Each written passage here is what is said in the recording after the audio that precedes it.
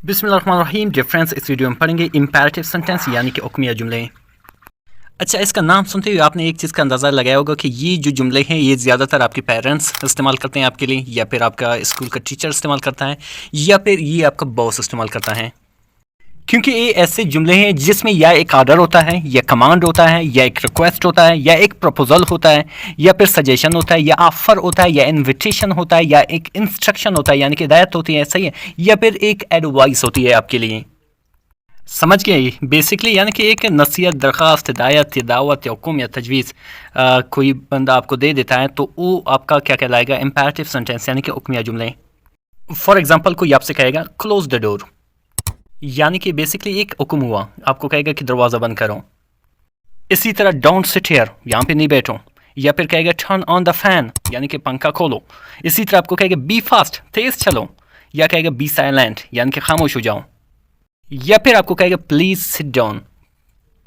तो ये सारे क्या है, हुक्मिया जुमले हैं यानी कि इंपैरेटिव सेंटेंस हैं। अच्छा, आपने इन सारे एग्जाम्पल में एक चीज़ नोट किया, वो ये है कि इन सब एग्जाम्पल में कोई सब्जेक्ट नहीं है।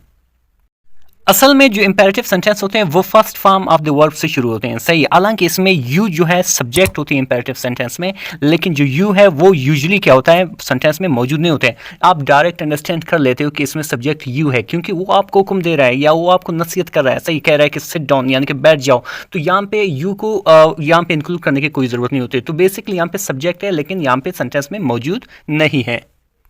अच्छा, एक और चीज़ इंपैरेटिव सेंटेंस के बारे में कि कभी कभी फ्रेंडली माहौल में हम सिर्फ एक ही वर्ब लगा लेते हैं और दूसरे को हुक्म या हिदायत या नसीहत करते हैं।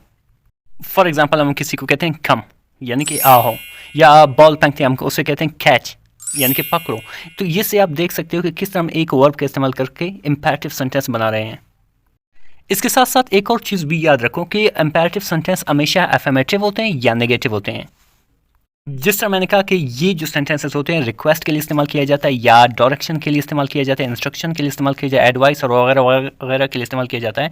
अगर इस रिक्वेस्ट के लिए इस्तेमाल की जाए तो आप क्या करोगे, आप प्लीज़ वर्ड जो है आप या सेंटेंस से इस सेंटेंस के बिल्कुल पहले लाओगे या आखिर में लाओगे। For example, please sit down, या फिर आप कहोगे कि सिट डाउन प्लीज़।